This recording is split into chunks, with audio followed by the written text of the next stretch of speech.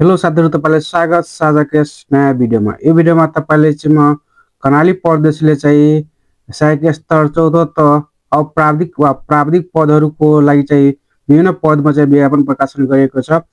त्यो सम्बन्धी तपाईलाई जानकारी दिने गएको छु। कुन पदमा चाहिँ कति भ्याकेन्सी गरिएको छ र फर्म भर्ने अन्तिम चाहिँ कहिलेसम्म हो, फर्म भर्दा दस्तुर कति लाग्छ, यो विभिन्न जानकारी तपाईले चाहिँ भिडियोमा दिन गइरहेको छु। त्यसैले साथीहरु, यो भिडियोलाई अन्तिमसम्म हेरिराख्नु होला। हाम्रो च्यानल लाइक, च्यानललाई सब्स्क्राइब र शेयर गर्न नभुल्नु।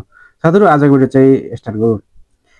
यहाँ लेखेको छ प्रदेश निजामती सेवा र स्थानीय सरकारीका सहायक स्तर 14 त अप्राविधिक वा प्राविधिक पदहरुको आन्तरिक अन्तर सेवा र खुला तथा समावेशी प्रतियोगात्मक परीक्षाको विज्ञापन प्रकाशन गरिएको छ।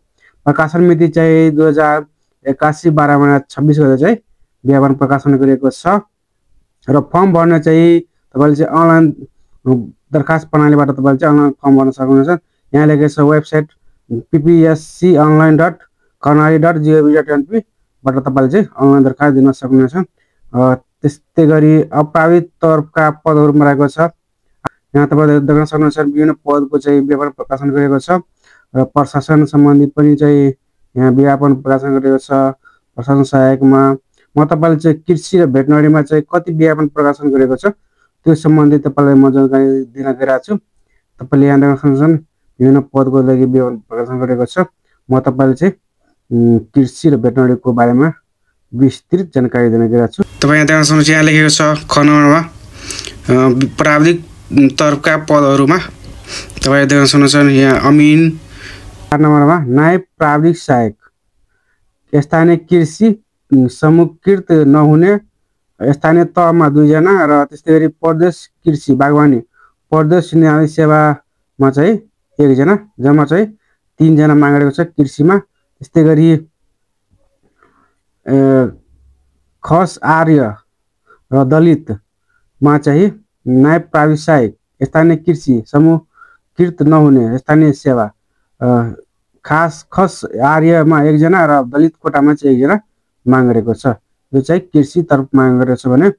त्यस्तै गरी 7 नम्बरमा रहेको छ नायब पशु सेवा प्राविधिक प्रदेश कृषि ल्याबोरेटरी डेभलपमेन्ट निजामती सेवामा 1 जना, स्थानीय कृषि ल्याबोरेटरी डेभलपमेन्ट स्थानीय सेवामा 4 जना। त्यस्तै गरी नायब पशु स्वास्थ्य प्राविधिक पदको लागि चाहिँ प्रदेश कृषि भेटनरी प्रदेश निजामती सेवामा 1 जना र स्थानीय कृषि भेटनरी स्थानीय सेवामा चाहिँ 5 जना, जम्मा चाहिँ 11 जना मागेको छ। त्यस्तै गरी खस आर्य कोटामा चाहिँ नायब पशु सेवा प्राविधिक स्थानीय कृषि ल्याबोरेटरी डेभलपमेन्ट स्थानीय सेवाको लागि 1 जना। त्यस्तै गरी नायब पशु स्वास्थ्य प्राविधिक कृषि भेटनरी प्रदेश निजामती सेवामा 1 जना। त्यस्तै नायब पशु स्वास्थ्य प्राविधिक स्थानीय कृषि भेटनरी स्थानीय सेवाको लागि चाहिँ 1 जना, जम्मा चाहिँ 3 जना मागेको छ। त्यस्तै गरी खस आर्य महिला कोटाको लागि चाहिँ नायब पशु स्वास्थ्य प्राविधिक स्थानीय कृषि भेटनरी स्थानीय सेवामा 1 जना मागेको छ भने।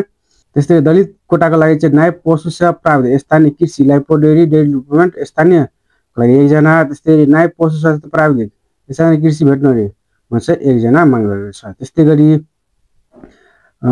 कोटा रहेको छ आदिवासी जनजाति कोटाको लागि चाहिँ नायब पशु सेवा प्राविधिक स्थानीय कृषि ल्याबोरेटरी डेभलपमेन्ट स्थानीय सेवाको लागि 1 जना।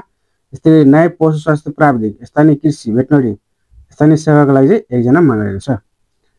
यो चाहिँ भेटनरीको र कृषिको थियो। किसिम चाहिँ लिखित परिणात्मक र अन्तर्वार्ता लिखित परीक्षाको माध्यम र भाषा पाठ्यक्रममा तोकिएको बमोजिम हुनेछन्। परीक्षा केन्द्र चाहिँ आयोगले तोकेको स्थानमा चाहिँ परीक्षा केन्द्र हुनेछन्। त्यस्तै दरखास्त दस्तुर चाहिँ प्रत्येक विज्ञापनका लागि दरखास्त दस्तुर चाहिँ 400 बुझाउनु पर्नेछ भने समावेशी समूह तर्फ थप विज्ञापनमा आवेदन दिने उम्मेदवारको हकमा चाहिँ थप प्रत्येक समूहको लागि चाहिँ रु 200 बुझाउनु पर्ने। तपाईले चाहिँ खुला पदमा चाहिँ फर्म भर्न चाहनुहुन्छ भने 400 रुपैयाँ मात्र लाग्छ भने तपाईले चाहिँ आदिवासी जनजाति वा अन्य दलित कोटामा चाहिँ फर्म भर्न चाहनुहुन्छ भने थप 200 रुपैयाँ तिर्नु पर्ने छ, त्यो भनेको छ। त्यस्तै गरी दरखास्त दस्तुर बुझाउने विधि र स्थान चाहिँ तपाईले चाहिँ अनलाइन वा अफलाइन गरेर तपाईले चाहिँ बुझाउन सक्नुहुन्छ। त्यस्तै गरी दरखास्त दस्तुर बुझाउने अवधि चाहिँ अनलाइन माध्यमबाट दरखास्त पेश गरिसकेपछि उम्मेदवारले प्राप्त गरेको मास्टर आइडी र कारोबार सङ्केत नम्बर उल्लेख भएको फोटो सहित ढिलोमा दबाउ दस्तुर तिरी दरखास्त दिन पाउने अन्तिम मितिको भोलिपल्ट कार्यालय समयभित्र उक्त दिन सार्वजनिक विदा पर्न गएमा शोकपछि कार्यालय खुलेको पहिलो दिन तोकिएको परीक्षा दस्तुर वा दोब्बर दस्तुर अनिवार्य रूपमा बुझाउनु पर्नेछ। र त्यस्तै गरी दरखास्तको माध्यम चाहिँ तपाईले चाहिँ अनलाइनबाट तपाईले दरखास्त दिन सक्नुहुन्छ त्यही भनेको छ। त्यसरी अपलोड गर्नुपर्ने कागजातहरू उम्मेदवारले शैक्षिक योग्यता, तालिम अनुभव, समावेशी समूह खुल्ने कागजात लगायत सम्बन्धित विज्ञापनमा तोकिएको कागजपत्र अनलाइन दरखास्त प्रणालीको तोकिएको स्थानमा PDF JPG फाइल अपलोड गर्नुपर्नेछ। सबै उम्मेदवारले आफ्नो नेपाली नागरिकताको प्रमाणपत्र अगाडि पछाडि भाग साइन गरी JPG फाइलमा अपलोड गर्नुपर्नेछ। दरखास्तमा उल्लेख गरेको विवरणका सम्बन्धमा उम्मेदवार स्वयं पूर्ण रूपमा जवाबदेही हुनुपर्नेछ।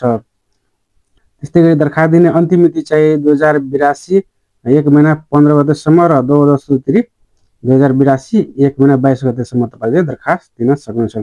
तपाईले चाहिँ 1 महिना 15 गतेसम्म तपाईले चाहिँ सिंगल दस्तुरमा दरखास्त दिन सक्नुहुन्छ भने 2082 1 महिना 22 गतेसम्म तपाईले चाहिँ दोब्बर दस्तुर तिरी दरखास्त दिन सक्नुहुन्छ। त्यस्तै उम्मेदवारको हक चाहिँ पुरुषको हकमा चाहिँ 35 वर्ष ननाएको र महिलाको हकमा 40 वर्ष ननाएको हुनुपर्ने त्यही भनेको छ। परीक्षाको मिति र समय चाहिँ प्रारम्भिक चरणको परीक्षा मिति 2082 2 मा 24 गते बिहान 9 बजे हुनेछ। त्यस्तै गरी आवश्यक न्यूनतम योग्यता चाहिँ तपाईले चाहिँ कृषिको लागि चाहिँ JTA पास हुनुपर्ने र भेटनरीको लागि चाहिँ भेटनरी BJTA पास हुनुपर्नेछ। साथीहरु यो भिडियो कस्तो लाग्यो राम्रो च्यानललाई सब्स्क्राइब र शेयर गर्न नभुल्नुहोला। साथीहरु आजको भिडियो चाहिँ यही नै गर्दै बाइ।